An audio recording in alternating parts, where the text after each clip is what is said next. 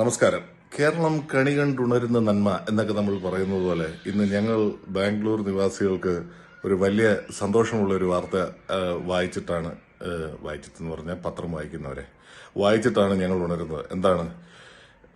ബാംഗ്ലൂർ തിരുവനന്തപുരം വന്ദേ ഭാരത് യാഥാർത്ഥ്യമാകുന്നു എന്ന രേഖാമൂലം ഉറപ്പെന്ന് പറയുമ്പോൾ മാറാൻ സാധ്യത ഇല്ലാതില്ല, പക്ഷെ ഉണ്ട് എന്നുള്ള പ്രതീക്ഷയിൽ തന്നെ ഒരു സന്തോഷമാണ്.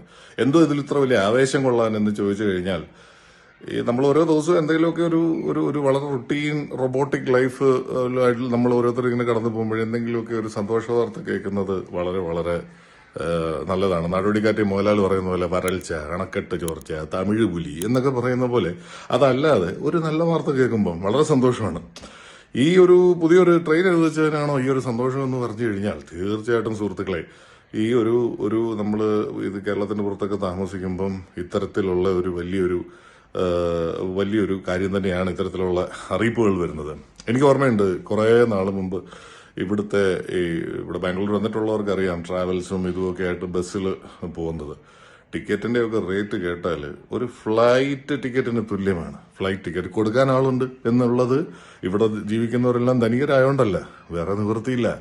ഈ നാട്ടിലെ ഇത് വെച്ചിട്ട് ജോലിക്കൊക്കെ ഇവിടെ വന്ന് നിൽക്കുന്നവരാണ്. അപ്പൊ ഇത് പറയുമ്പം എനിക്ക് പണ്ട് കുറെ വർഷങ്ങൾക്ക് മുമ്പ് എന്റെ ഒരു കൂട്ടുകാരന് വേണ്ടി ടിക്കറ്റ് എടുക്കാൻ പോയപ്പം അവിടെ വേറൊരു യാത്രക്കാരൻ വന്ന് തർക്കിക്കുന്ന ഒരു സംഭവം കേട്ടു. ഈ നല്ല ട്രാവൽസിലെ ജീവനക്കാരൊക്കെ ഉണ്ട് കേട്ടോ, ഞാൻ അടച്ചാക്ഷേപിക്കുകയല്ല.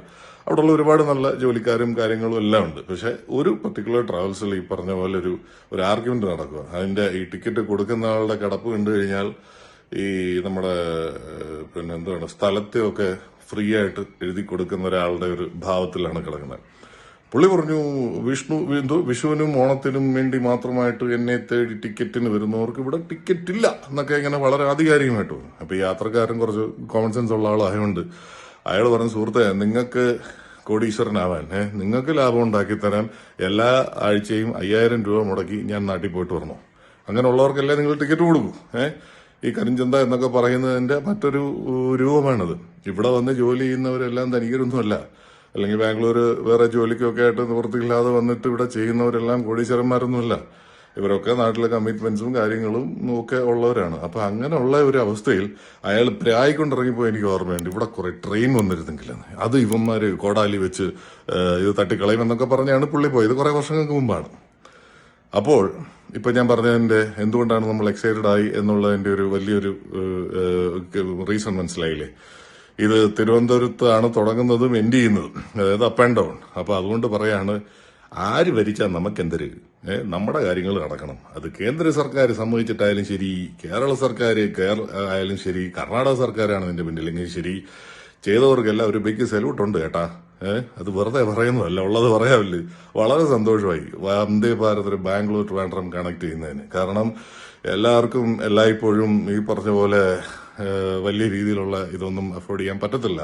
സോ ഇത് നടക്കട്ടെ, വരാൻ വേണ്ടി നിങ്ങളും പ്രാർത്ഥിക്കുക. കാരണം നമ്മുടെയൊക്കെ ഗവൺമെന്റുകളുടെ കാര്യമാണ്, നമുക്ക് അറിയത്തില്ല ചിലപ്പോൾ ക്യാൻസൽ ആയി പോകുന്നുള്ളത്. Anyway, happy and very happy to share this news. അതാണ് പറഞ്ഞു നിർത്തുന്നത്. Thank U.